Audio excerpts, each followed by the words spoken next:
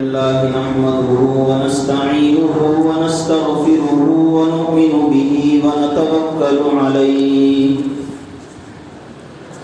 ونعوذ بالله من شرور أنفسنا ومن سيئات أعمالنا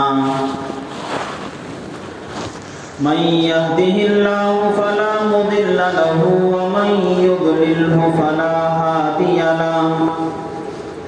ونشهد أن لا إله إلا الله وحده لا شريك له ونشهد أن سيدنا ومولانا محمدا عبده ورسوله أما بعد فقد قال الله تبارك وتعالى في القرآن الكريم فأعوذ بالله من الشيطان الرجيم بسم الله الرحمن الرحيم قل يا أيها الكافرون لا أعبد ما تعبدون ولا أنتم عابدون ما أعبد ولا أنا عابد ما عبدتم ولا أنتم عابدون ما أعبد لكم دينكم ولي دين صدق الله العظيم وصدق رسوله النبي الكريم ونحن على ذلك لمن الشاهدين والشاكرين الحمد لله رب العالمين. بزرگان محترم، عزیز نوجوان بھائیوں، دوستوں، اسی طرح وہ خواتین جن تک میری بات پہنچ رہی ہے،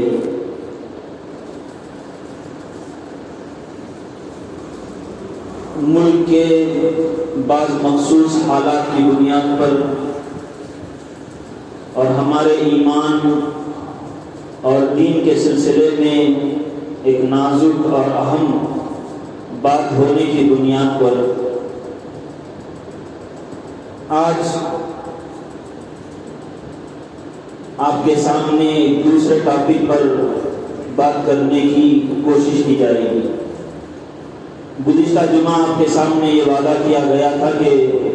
سفر معراج کے تعلق سے رسول اللہ صلی اللہ علیہ وسلم کے ساتھ جو معجزات پیش آئے، جو واقعات پیش آئے، اور آپ کے سفر کی روداد میں ہم لوگوں کو کیا اسباق ہیں، کیا عبرتیں ہیں، ان کے سلسلے میں گفتگو کی بات کہی گئی تھی. لیکن ملک کے بعد مخصوص حالات ہوتے ہیں کہ جس کی وجہ سے اس جمعہ آپ کے سامنے دوسرے ٹاپک پر بات کرنے کا ارادہ ہے. قرآن کریم کے اندر اللہ تبارک و تعالیٰ نے ارشاد فرمایا وَتِلْكَ الْأَيَّامُ نُدَاوِلُهَا بَيْنَ النَّاسِ. لوگوں کے اندر ہم زمانے کو الٹتے پلٹتے رہتے. کبھی حالات مسلمانوں کے فیور میں ہوتے ہیں، کبھی زمانہ مسلمانوں کے فیور میں ہوتا ہے، کبھی مسلمانوں کے خلاف دنیا کے واقعات پیش آتے ہیں. اللہ تبارک و تعالیٰ نے فرمایا وَتِلْكَ الْأَيَّامُ، یہ جو زمانہ ہے، یہ جو سال ہیں، ان کو ہم پلٹتے رہتے ہیں. اس کی نسبت اللہ تبارک و تعالیٰ نے اپنی طرف فرمائی کہ اس کو پلٹنے والے ہم ہیں. نُدَاوِلُهَا بَيْنَ النَّاسِ، لوگوں کے درمیان اس کو الٹتے پلٹتے رہتے. اور یہ آیت بھی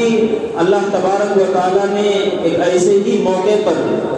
نازل فرمائی تھی. ہم لوگ جانتے ہیں کہ رسول اللہ صلی اللہ علیہ وسلم کے زمانے میں ایک زبردست غزوہ ہوا تھا، جنگ ہوئی تھی، جس کو ہم جنگ احد سے یاد کرتے ہیں. جنگ احد یا غزوہ احد وہ جنگ ہے کہ جس میں شروع میں مسلمانوں کو کچھ کامیابی تو نظر آئی تھی، لیکن مسلمانوں ہی کی کچھ کم فہمی کی بنیاد پر یا معاملے کی تہ تک نہ پہنچنے کی بنیاد پر حالات ایسے ہو گئے تھے کہ کفار اور مشرکین مسلمانوں پر غالب آ چکے تھے، اور صحابہ کی ایک بڑی تعداد اس میں شہید ہو چکی تھی، جس میں رسول اللہ صلی اللہ علیہ وسلم کے چچا حضرت حمزہ رضی اللہ عنہ بھی تھے۔ بڑی دردناک شہادت ان کی ہوئی تھی۔ اس سے پہلے جنگ بدر کا موقع آیا تھا، مسلمان غالب آ چکے تھے، تو ایک مرتبہ مسلمان غالب آئے اور دوسری مرتبہ کفار اور مشرکین کا بظاہر غلبہ ہوا، تو اس پر اللہ تبارک و تعالیٰ نے آیت نازل فرمائی کہ یہ جو دور ہے اس کو پلٹنے والے ہم ہیں۔ دنیا کے اندر جو بھی واقعہ پیش آتا ہے، دنیا کے اندر جو کچھ بھی ہوتا ہے، اس کے پیچھے اللہ تبارک و تعالیٰ کی کوئی خاص حکمت ہوتی ہے۔ ٹائم پاس کے طور پر، فضول کاری کے طور پر کچھ کام کر دینا یہ انسان کا کام ہے، لیکن اللہ تبارک و تعالیٰ نے کا جو بھی کام ہوتا ہے بڑا ہی اس حکمت بھرا ہوتا ہے، مصلحت والا ہوتا ہے۔ لہٰذا ایسے موقع پر ہمیں یہ بات ذہن میں رکھنا چاہیے کہ حالات اگر مسلمانوں کے فیور میں ہوں تب بھی اللہ تبارک و تعالیٰ کا شکر بجا لائیں، اگر حالات مسلمانوں کے خلاف ہوں تب بھی ہم صبر کے دامن کو پکڑے رہیں اور اللہ تبارک و تعالیٰ کی ہدایات پر عمل کریں۔ ایک آیت تو یہ ہے۔ دوسری آیت یہ ہے کہ اللہ تبارک و تعالیٰ نے دوسرے موقع پر ارشاد فرمایا، عَسَىٰ أَن تَكْرَهُوا شَيْئًا وَهُوَ خَيْرٌ لَكُمْ وَعَسَىٰ أَن تُحِبُّوا شَيْئًا وَهُوَ شَرٌّ لَكُمْ، کہ بہت مرتبہ ایسے ہوتا ہے کہ انسان کو ایک چیز بڑی ناپسندیدہ ہوتی ہے، انسان کے سامنے وہ جیسے ہی وہ واقعہ پیش آیا اس کے دل پر بڑا رنج گزرتا ہے، بڑی تکلیف محسوس ہوتی ہے۔ اللہ تبارک و تعالیٰ فرماتے ہیں کہ بسا اوقات ایسا ہوتا ہے کہ تمہارے سامنے کوئی واقعہ پیش آئے، تمہیں وہ برا لگے، لیکن اس کے پیچھے اللہ تبارک و تعالیٰ کبھی اچھائیاں رکھتے ہیں۔ اور کبھی کبھار ایسا ہوتا ہے کہ اللہ تبارک و تعالیٰ فرماتے ہیں کہ کسی چیز میں تمہیں اچھائی نظر آتی ہے، کوئی کام ہوا، بڑی خوشی محسوس ہوئی، مٹھائیاں تقسیم کی گئی، لڈو بانٹے گئے، لیکن اس کے پیچھے کوئی نقصان دہ پہلو ہوتا ہے۔ عَسَىٰ أَن تَكْرَهُوا شَيْئًا وَهُوَ خَيْرٌ لَكُمْ، کوئی چیز ہوتی ہے تمہیں ناپسندیدہ محسوس ہوتی ہے، تمہیں تکلیف دہ محسوس ہوتی ہے، وَهُوَ خَيْرٌ لَكُمْ، جبکہ وہ چیز تمہارے لیے خیر کا باعث ہو سکتی ہے۔ وَعَسَىٰ أَن تُحِبُّوا شَيْئًا، کبھی کبھار ایسا ہوتا ہے کہ وہ چیز تمہیں اچھی نظر آتی ہے، وَهُوَ شَرٌّ لَكُمْ، جبکہ وہ چیز تمہارے لیے بری ہوتی ہے۔ تو یہ دو آیتیں میں نے آپ کے سامنے پیش کی، ایک یہ آیت کہ اللہ تبارک و تعالیٰ ہی کے پیچھے کا ہاتھ ہوتا ہے، اللہ تبارک و تعالیٰ ہی کی قبضہ قدرت سے اس دنیا کے اندر جو بھی واقعات پیش آتے ہیں، اور ہر واقعے کے اندر کوئی نہ کوئی مصلحت ہوتی ہے۔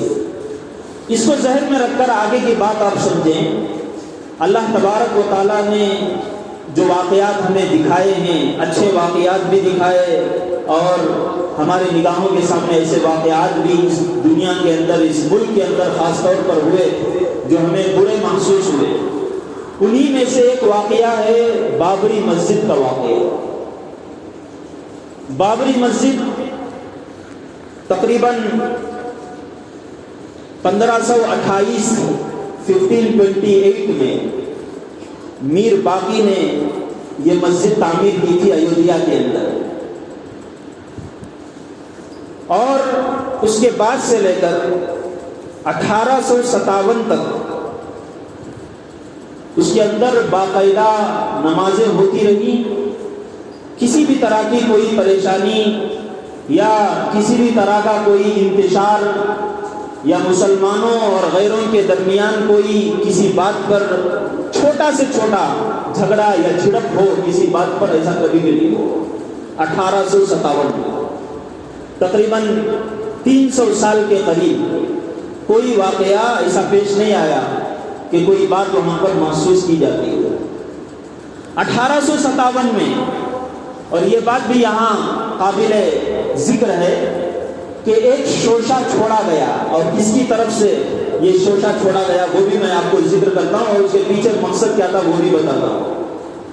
ایک شوشہ چھوڑا گیا کہ یہ جو مندر ہے، یہ جو مسجد ہے، اس مسجد کو جو تعمیر کیا گیا ہے، ایک مندر کو توڑ کر تعمیر کیا گیا ہے، اور یہ بات جو درمیان میں لائی گئی تھی کسی مسلمان کی طرف سے یا کسی ہندو بھائی کی طرف سے نہیں لائی گئی تھی، یہ انگریز کی طرف سے یہ بات لائی گئی تھی۔ تاریخ کی کتابوں کے اندر یہ بات لکھی ہوئی ہے، اور اس کا مقصد کیا تھا؟ اس کا مقصد یہی تھا کہ جب 1857 میں مسلمانوں کے ایک سب سے بڑے لیڈر اور سب سے بڑے بزرگ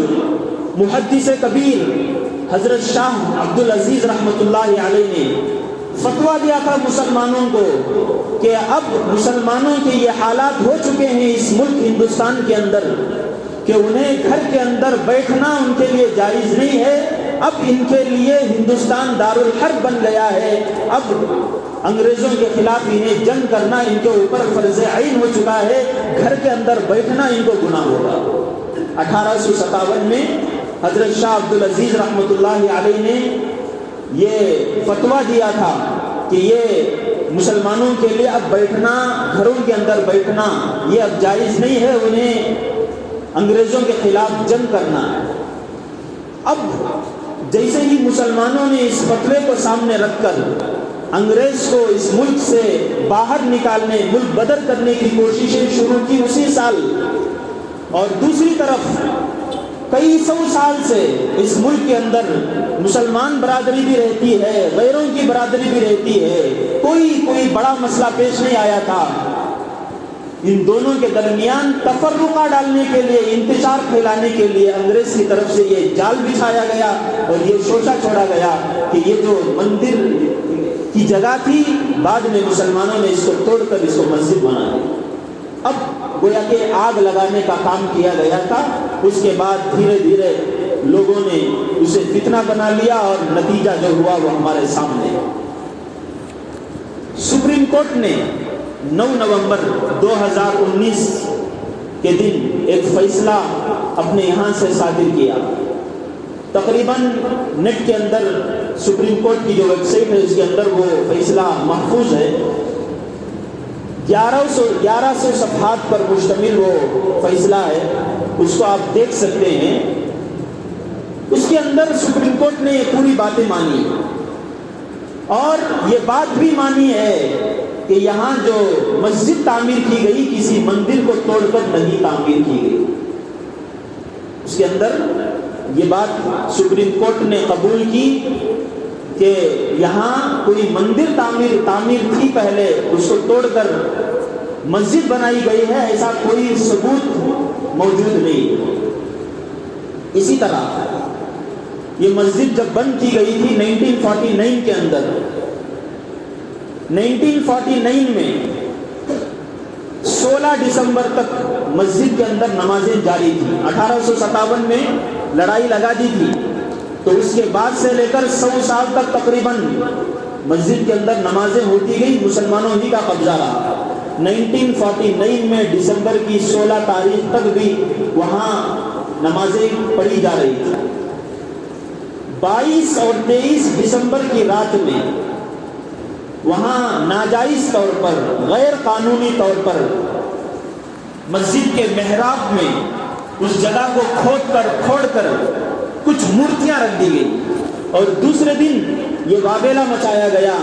کہ جو مورتیاں ہیں وہ زمین سے نکل کر پرکٹ ہو کر آ چکی ہیں۔ یہ واویلا مچایا گیا کہ یہ پرکٹ ہو کر آ چکی ہیں، اور سپریم کورٹ نے اس کو بھی تسلیم کیا ہے کہ وہ الیگلی غیر قانونی طور پر وہ مورتیاں رکھی گئی تھی. یہ الفاظ ہیں اس ورڈکٹ کے اندر, اس فیصلے کے اندر. میں نے شروع میں ایک آیت کریمہ آپ کو پڑھ کر سنائی تھی, عسیٰ ان تکرہوا شیئا وہو خیر لکم, کہ بہت ساری چیزیں ایسی ہوتی ہیں کہ تمہیں وہ ناپسند ہوتی ہیں لیکن اس کے پیچھے خیر ہوتا ہے. کبھی کچھ چیزیں تمہیں بھلی محسوس ہوتی ہیں, اللہ تبارک و تعالیٰ فرماتے ہیں کہ اس کے پیچھے شر ہوتا ہے. سپریم کورٹ کا جو فیصلہ آیا,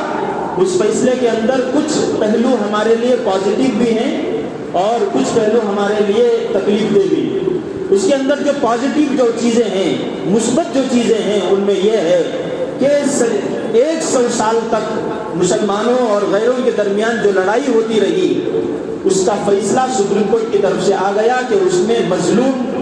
مسلمان ہے, غیر نہیں. ایسا نہیں کہ مندر کو توڑ کر مسلمانوں نے مندر بنائی تھی, مسجد بنائی تھی, بلکہ مسجد کو اب آگے چل کر توڑا گیا. یہ بات مان لی تھی اور یہ بات ہم سب کے لیے ایک خوش آئین بات ہے کہ سپریم کورٹ کی طرف سے یہ فیصلہ ہو گیا اور یہ بات 2-4 کی طرح واضح ہو گئی کہ مسلمانوں کی طرف سے ظلم نہیں ہوا. مسلمانوں نے کبھی کسی مندر کو توڑ کر مسجد میں اس ملک کے اندر یہ کام ہرگز نہیں کیا. لیکن یہ چیزیں جو سپریم کورٹ کے فیصلے کے اندر آتی ہیں, عام طور پر انہیں دبا دیا جاتا, اسے سامنے نہیں لایا جاتا. اسی لیے اس کے حوالے سے میں نے باتیں کہی تو ہمیں یہ باتیں واضح ہو گئی. اس کے بعد وہ فیصلہ آیا کہ کچھ مسلمانوں, ملک کے اکثری طبقے کو, میجارٹی کے ایک آستھا کو, ایک ان کے امیدوں کو سامنے رکھ کر یہ جو مسجد ہے بابری مسجد, اب اس کی زمین غیروں کو دے دی جاتی ہے. یہ فیصلہ ہو گیا. اب اس کے بعد وہاں تعمیر جاری ہے اور تقریباً جنوری کے 22 تاریخ کو, یعنی تقریباً 3 دن باقی ہیں, اس کی اوپننگ سرمنی بھی ہے اور باقاعدہ طور پر سوشل میڈیا میں, نیوز چینلز میں اور ہر طرف اسے چلایا جا رہا ہے اور ایسی صورت میں ایک عجیب و غریب ماحول پیدا کیا جا رہا ہے.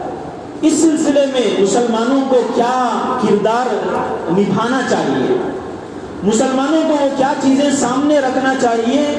اور ایسے موقعوں پر اللہ تبارک و تعالیٰ کی طرف سے, قرآن کی طرف سے ہمیں کیا ہدایات ملتی ہیں, اسے ہمیں پیش نظر رکھ کر اسی کے لحاظ سے ہمیں آگے کام کرنا چاہیے.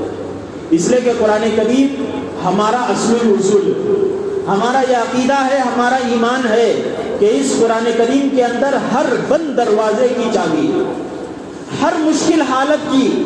اس کے اندر کامیابی کی راہ اس میں دکھائی گئی ہے. ہر مشکل حالت کے اندر کیسے آدمی کو رہنا چاہیے, اور وہ اس کی ذاتی پرسنل لائف ہو یا سوسائٹی لائف ہو یا ملکی سطح پر اسے کیا کردار ادا کرنا چاہیے, اللہ تبارک و تعالیٰ نے قرآن کریم کے اندر اس کو صاف صاف بیان کر دیا. یہ میں نے شروع میں تمہید باندھی تھی. اب اس کے بعد ہمیں یہ سمجھنا چاہیے کہ اس وقت ہمارے مسلمانوں کو کیا کرنا چاہیے, اور اس وقت جو سوشل میڈیا پر جو سمندر جو چلایا جا رہا ہے اور ہر وقت ان کے اسی کے بول مسلمانوں کے کانوں میں ڈالے جا رہے ہیں, پورے ملک میں ایک فضا بنائی جا رہی ہے, اس سلسلے میں ہمیں کیا کرنا چاہیے. یہ بات ذہن میں رکھیں کہ اللہ تبارک و تعالیٰ نے سب سے بڑی دولت ہمیں جو عطا فرمائی ہے وہ ایمان ہے. ایمان سب سے بڑی دولت ہے, اس سے بڑھ کر کوئی دولت ہو ہی نہیں سکتی. ایک صحابی کے بارے میں واقعہ ملتا ہے,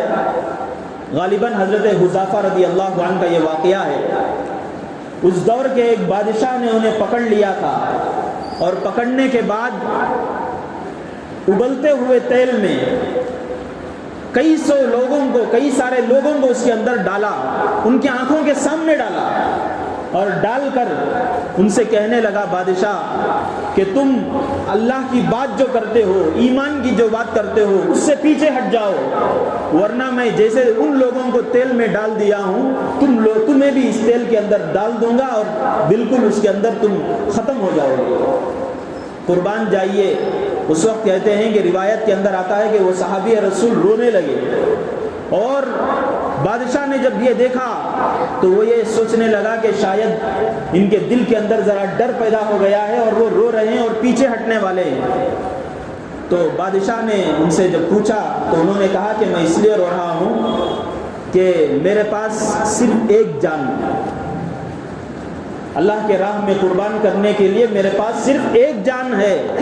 اگر میرے پاس 100 جانیں بھی ہوتی یا 1000 جانیں بھی ہوتی تو اس وقت بھی میں ایمان کو نہیں چھوڑتا، اپنے آپ کو ختم کرنے کے لیے میں تیار۔ یہ کردار تھا صحابہ رضوان اللہ تعالی علیہ مجمعین کا۔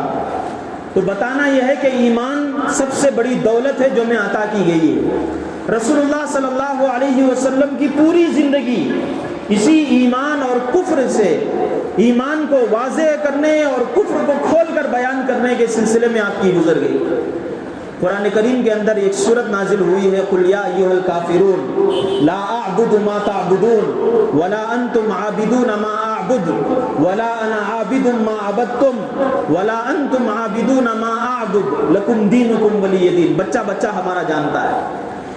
یہ جو سورت نازل ہوئی، مفسرین نے یہ سورت کیوں نازل ہوئی اس کو بیان کیا ہے۔ کفار اور مشرکین کے درمیان جب رسول اللہ صلی اللہ علیہ وسلم کے درمیان جب ٹکراؤ ہوتا تھا، اللہ کے نبی صلی اللہ علیہ وسلم ایک اللہ کی بات کرتے اور کفار اور مشرکین نبی صلی اللہ علیہ وسلم کو اس سے روکنے کی کوشش کرتے تھے، تو انہوں نے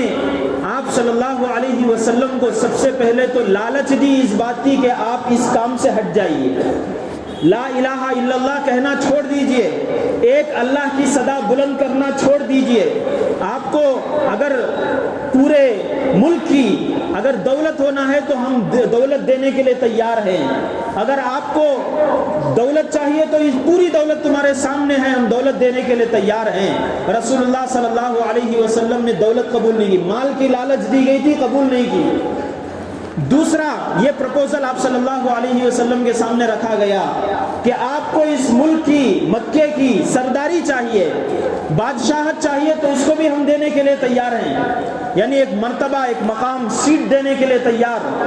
پوسٹ کی لالچ دلائی گئی، آپ صلی اللہ علیہ وسلم نے اسے بھی نہیں مانا۔ تیسری دفعہ طور پر اور ایک لالچ دلائی گئی اور یہ کہا گیا کہ آپ کو ہم اس ملک کی سب سے خوبصورت لڑکی سے ہم شادی کریں گے، یعنی حرص اور ہوس کی لالچ دی گئی۔ اللہ کے نبی صلی اللہ علیہ وسلم نے اس کو بھی قبول نہیں کیا۔ مال کی لالچ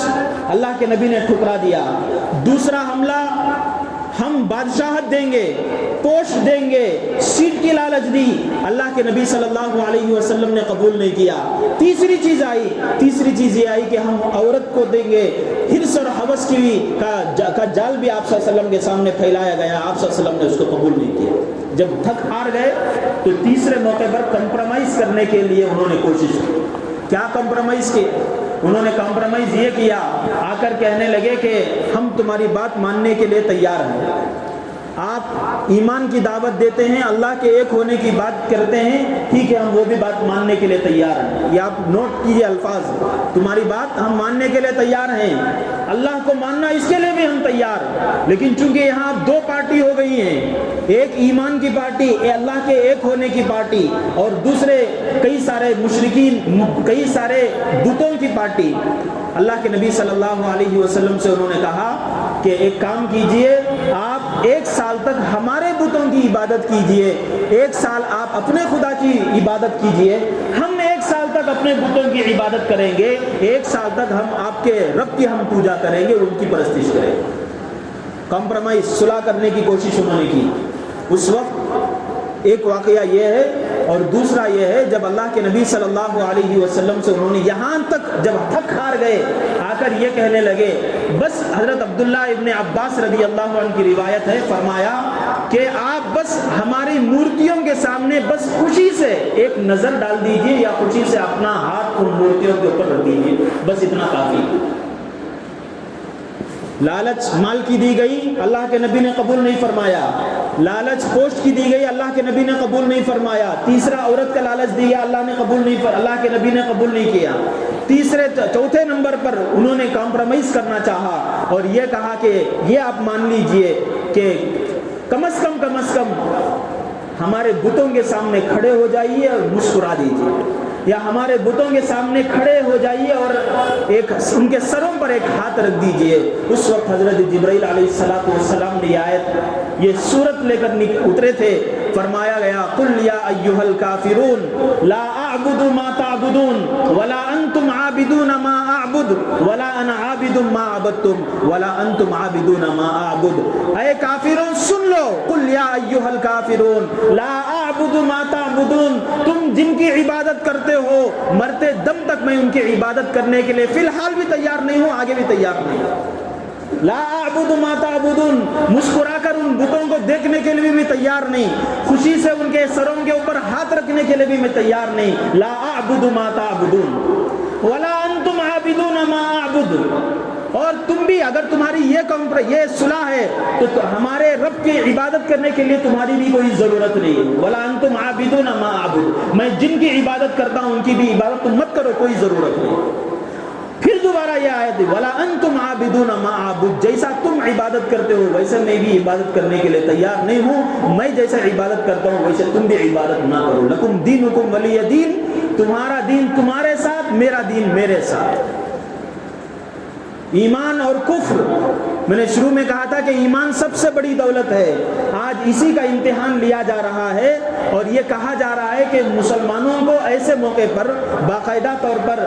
بیانات RSS کے لوگوں کی طرف سے آ رہی ہیں اور BJP کے لیڈرز کی طرف سے یہ بیانات آ رہے ہیں کہ مسلمانوں کو بھی ان چیزوں میں شریک ہونا چاہیے، مسلمانوں کو بھی اپنے گھروں کے اندر چراغ جلانے چاہیے، یا کم از کم مسلمانوں کو بہت سا اس سلسلے میں نرم گوشہ اختیار کرنا چاہیے۔ اللہ کے نبی صلی اللہ علیہ وسلم نے یہ بات واضح کر دی، اللہ تبارک و تعالی بلکہ قرآن کریم کے اندر یہ نازل فرما دیا گیا لا اعبد ما تعبدون، اور اللہ نے حکم دیا سب سے پہلے قل اے نبی صلی اللہ علیہ وسلم آپ کہہ دیجئے لا اعبد ما تعبدون، تم جن کی عبادت کرتے ہو ایک لمحہ برابر بھی میں ان کی عبادت کرنے کے لیے تیار نہیں ہوں۔ تو مسلمانوں، آج ہمارے لیے جو حالات ملک کے بن رہے ہیں اس میں ڈائریکٹ ہمارے ایمان کا خطرہ ہے۔ ہم لوگ نماز پڑھتے ہیں، ہمارے نمازوں سے انہیں کوئی تکلیف نہیں ہے، ہم لوگ زکوٰۃ ادا کرتے ہیں، ہمارے زکوٰۃ ادا کرنے سے ان کو کوئی تکلیف نہیں ہے، ہم لوگ حج کو جاتے ہیں، ہمارے حج کو جانے سے انہیں کوئی تکلیف نہیں ہے، انہیں تکلیف اس بات پر ہے کہ یہ جو مسلمان ہیں ایک اللہ کو کیوں مانتے ہیں، ہمارے معبودوں کی وہ کیوں عبادت نہیں کرتے، وہ اللہ اکبر کا نعرہ کیوں لگاتے ہیں، جے شری رام کا نعرہ وہ کیوں نہیں لگاتے، یہ انہیں تکلیف ہے۔ اللہ کے نبی صلی اللہ علیہ وسلم نے یہ تعلیم دی، بلکہ اللہ تبارک و تعالیٰ نے یہ حکم نازل فرمایا اے نبی صلی اللہ علیہ وسلم آپ کہہ دیجئے لا اعبد ما تعبدون، میں جن کی عبادت کرتا ہوں میں انہی کی عبادت کروں گا، تم جن کی عبادت کرتے ہو میں ان کی عبادت کرنے کے لیے ہرگز تیار نہیں ہوں۔ آج افسوس ہوتا ہے کہ ہم مسلمان غیروں کی کچھ باتوں کو لے کر یہ سوچ کر کہ اس طریقے سے اگر ہم ساتھ رہیں گے اور ان کی باتوں کو ہم قبول کریں گے اور اس موقع پر اگر ہم بھائی چارے کا اگر ہم ماحول قائم کریں گے تو درمیان میں محبت پیدا ہوگی۔ اسلام نے اسے نہیں روکا، اسلام نے کبھی اس میں نہیں روکا۔ اسلام تو یہ سکھاتا ہے اگر تمہارا پڑوسی بھوکا رہتا ہے اور اگر وہ پڑوسی مسلمان ہو تب بھی، اگر وہ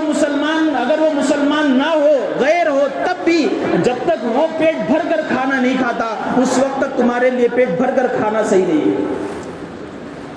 اسلام تو اس بات کی تعلیم دیتا ہے، بھائی چارے کی تعلیم دیتا ہے۔ اسلام تو یہ کہتا ہے کہ مسلمان ہو کے غیر ہو وہ بھوکا ہے تمہیں پیٹ بھرنے کی اجازت نہیں، اسے تکلیف ہے تمہیں خوشی سے سونے کی اجازت نہیں۔ غیروں سے تجارت اسلام نے منع نہیں کیا، غیروں کے ساتھ انسانیت کی بنیاد پر سلوک اسلام نے اسے بھی روکا نہیں۔ اسلام نے یہی کہا کہ بھائی چارگی ان سے اختیار کرو، یہاں تک کہ رسول اللہ صلی اللہ علیہ وسلم کی ایک زوجہ مطہرہ، آپ صلی اللہ علیہ وسلم کی ایک بیوی جب وہ اسلام قبول کر لی تھی، ان کے شوہر یا ان کے والد حضرت ابو سفیان وہ فتح مکہ کے موقع پر اسلام قبول کیے تھے، اس سے پہلے جب وہ غیر تھے اور سخت مسلمانوں کے دشمن تھے، جنگ احد کے موقع پر رسول اللہ صلی اللہ علیہ وسلم کو سخت تکلیفیں پہنچائی تھی، اس وقت بھی جب ان کی بیوی آپ صلی اللہ علیہ وسلم کی بیوی آ کر پوچھنے لگی کہ میرا والد مشرک ہے، کافر ہے، وہ مجھ سے ملنے آیا ہے، میں اس کے ساتھ ملوں یا نہ ملوں؟ آپ صلی اللہ علیہ وسلم نے کہا کہ وہ تمہارا والد ہے، تم میری بیوی ہو، تم میری بیوی ہو، بعد میں اس سے پہلے تم اس کی بیٹی ہو، اس سے اگر ملو سلوک کرو۔ تو غیروں کے ساتھ بھائی چارگی کی بات جو بات کہتے ہیں لوگ، اسلام نے اس سے منع نہیں کیا، لیکن بھائی چارگی کے بھی حدود ہیں، بھائی چارگی کے بھی حدود ہیں۔ یہ نہیں کہ بھائی چارگی یہ نہیں ہے کہ آدمی ان کی پوجا میں شریک ہو جائے، بھائی چارگی یہ نہیں ہے کہ آدمی ان کے بھی نعرے گانے لگے، بھائی چارگی یہ نہیں ہے کہ آدمی ان کے کپڑے پہننے لگے۔ اللہ کے نبی صلی اللہ علیہ وسلم نے یہ جو قرآن کریم کی آیت ہے، سورت ہے قل یا ایھا الکافرون، اس کے اندر ولا انتم عابدون ما اعبد ولا انا عابد ما عبدتم، وہاں ایک آیت 2 مرتبہ ہے۔ اس 2 آیتوں کی تفسیر علماء نے یہی کی ہے کہ ایک تو یہ کہ تم جن کی عبادت کرتے ہو میں ان کی عبادت نہیں کروں گا، تم جس طرح عبادت کرتے ہو میں اس طرح سے بھی نہیں کروں گا۔ یعنی تم پوجا کرتے ہو، میں مسلمان ہوں، لیکن پھر بھی تمہاری طرح میں تمہارے رنگ کے کپڑے پہن لوں، میں اسے تیار نہیں ہوں۔ تو مسلمانوں کو یہ بات سمجھنے کی ضرورت ہے کہ اس موقع پر ہم لوگوں کو اپنے ایمان کو صحیح سالم رکھنے کی کوشش کرنی چاہیے۔ اور ہمارے اس شہر کے وقت ہو چکا ہے، لیکن 2 منٹ میں مزید لیتا ہوں۔ ہمارے اس شہر کے کرناٹک کے ایک بڑے مفتی ہیں حضرت مولانا مفتی محمد شعیب اللہ خان صاحب دامت برکاتہم، ان کی طرف سے اس سلسلے میں ایک پیغام یہ آیا ہے کہ جب پورے ملک میں کفر کا ڈنگا بچایا جا رہا ہے، مسلمانوں اب تو سدھر جاؤ۔ حضرت نے کہا کہ کم از کم اس 22 جنوری کو مسلمان ایسا اپنے آپ کو بنائے اپنی ذاتی زندگی میں کہ کوئی فجر کی نماز ہو، ظہر کی نماز ہو، عصر کی نماز ہو، مغرب یا عشاء کی نماز ہو، کوئی بھی مسلمان ایسا نہیں ہونا چاہیے کہ جس کی کوئی نماز قضا ہوئی۔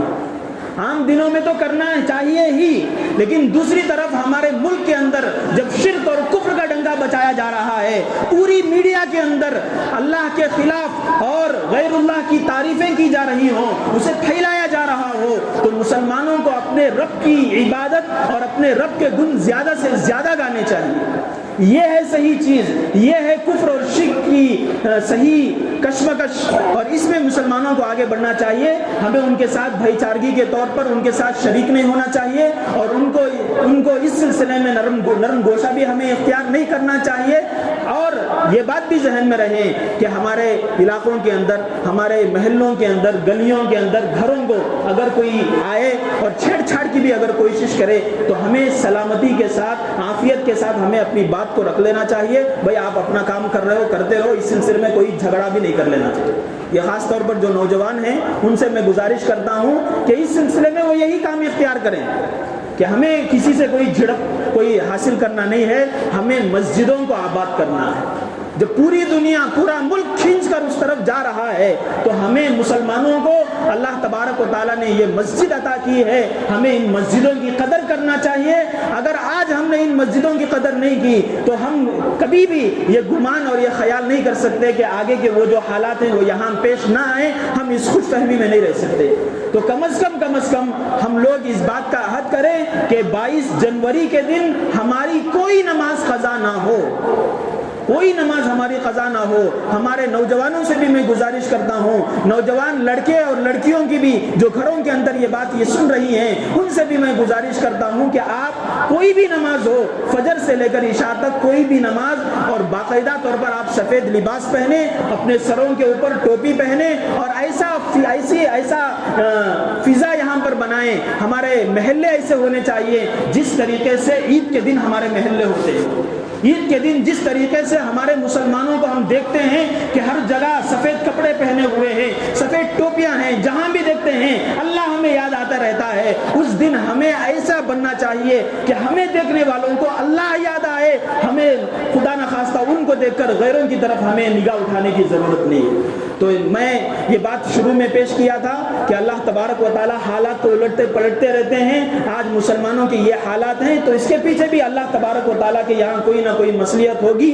اس لیے میں مسلمانوں کو آخری یہ پیغام جو دیا ہوں اسی کو دوبارہ دہرانا چاہتا ہوں کہ ہمیں اس سلسلے میں کوئی بھی ذرہ برابر بھی نرم گوشہ ایمان کے مسئلے میں نہیں کرنا چاہیے. وہ غلط سلط ہمیں نعرے بھی نہیں لگانا چاہیے. ہمیں اپنے مسجدوں کو پیش نظر رکھنا چاہیے, اور خاص طور پر نوجوان آپ حضرات یہ ذہن میں رکھیں کہ کوئی کچھ آ کر جھڑپنے لگے, کوئی کچھ چھیڑ چھاڑ کرنے لگے, وہاں پر بھی عافیت کی راہ لے لیں. اللہ تبارک و تعالی ہمیں ان کہی ہوئی باتوں پر عمل کرنے کی توفیق عطا فرمائیں. وآخر دعوانا الحمد للہ رب العالمین.